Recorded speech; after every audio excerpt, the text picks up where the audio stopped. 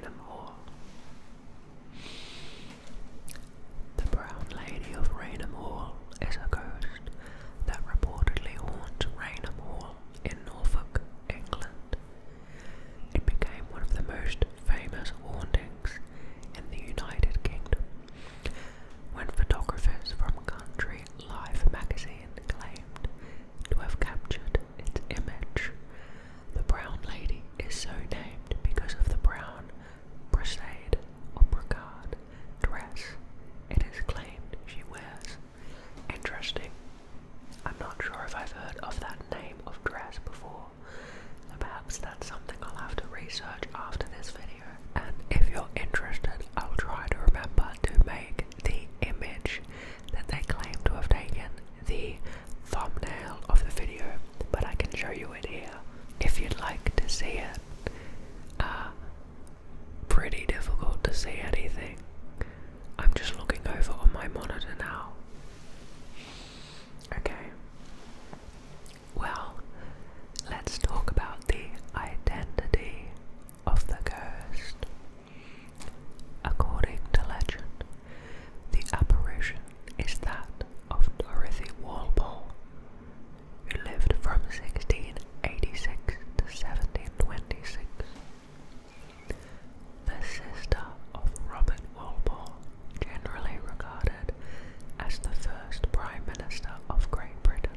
She was the second wife of Charles Townshend, the second Viscount of Townshend, who was notorious for his violent temper.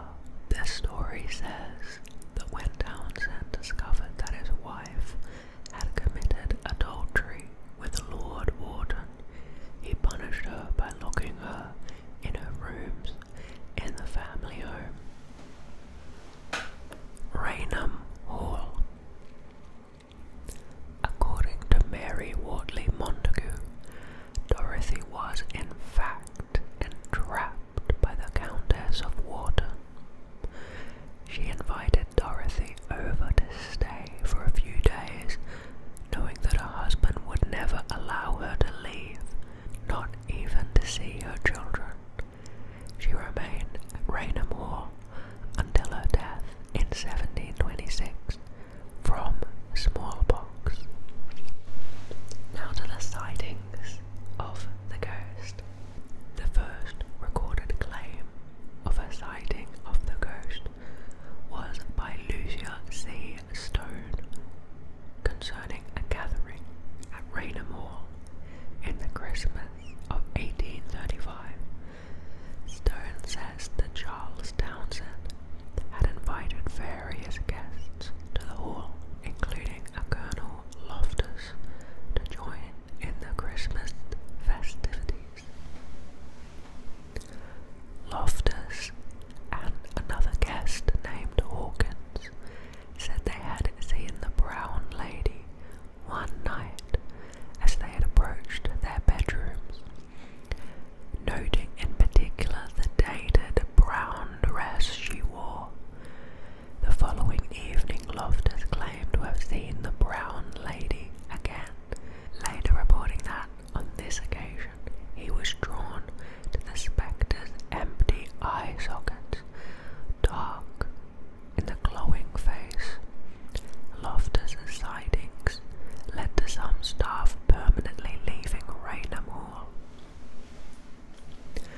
The next reported sighting of the Brown Lady was made in 1836 by Captain Frederick Marryat, a friend of novelist Charles Dickens, and the author of a series of popular sea novels. It is said that Marryat requested that he spend the night in the most haunted room of Raynham Hall to prove his theory that the haunting was caused by local smugglers anxious to keep people away from the area. Writing in 1891, Florence Marryat said of her father's experience, and this is her quote: "He took possession of the room in which the portrait of the apparition hung, and which she had been often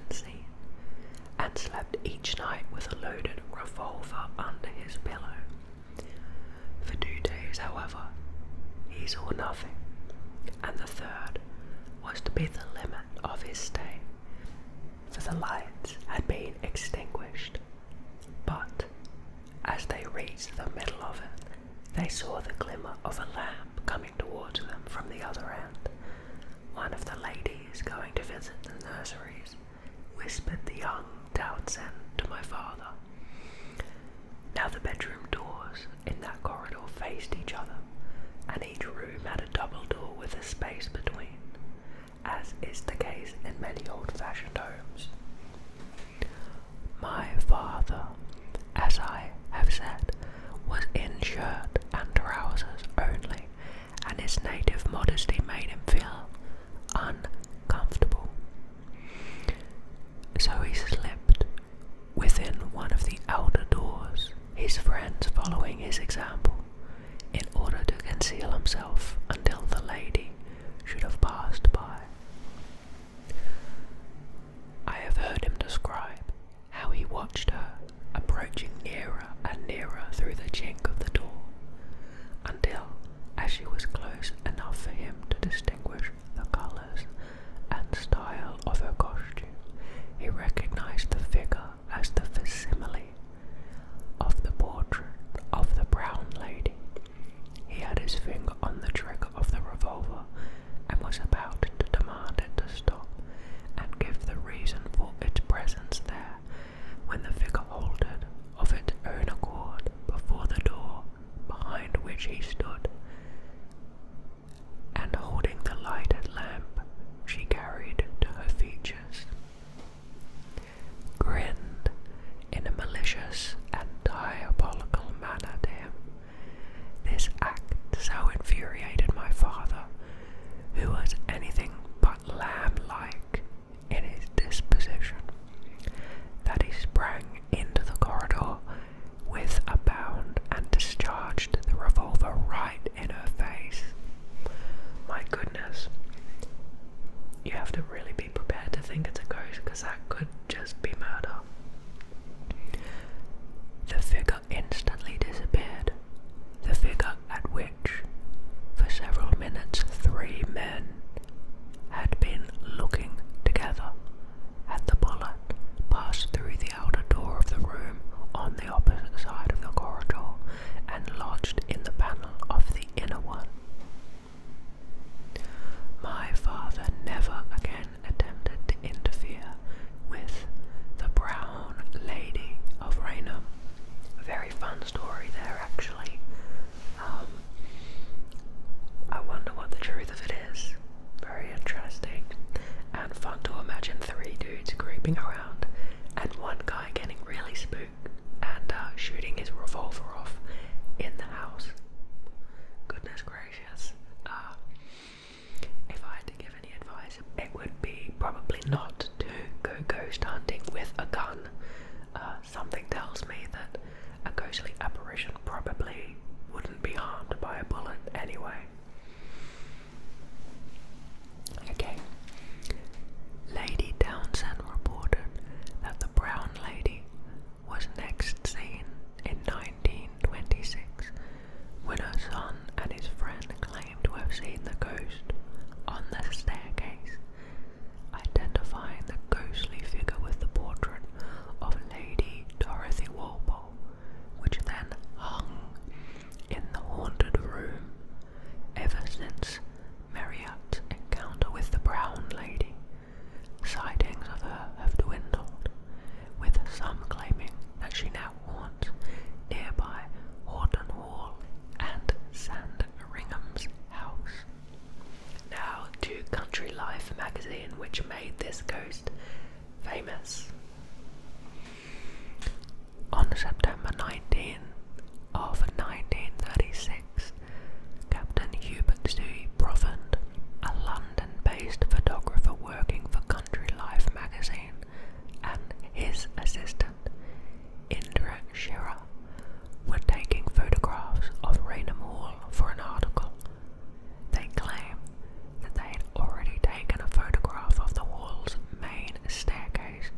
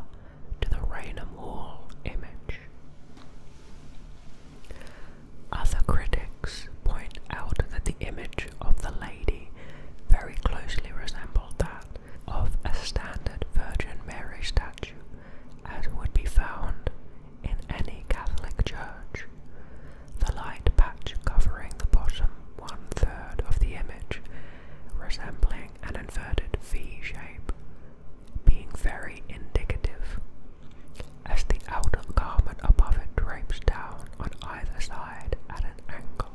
Also, the head is covered, and the hands appear to be together, as in prayer, and the square or rectangular pedestal on which she stands is also clearly visible. This strongly suggests that the photo is a simple superimposition of the Madonna statue onto the empty staircase. And now, lastly, to adaptations.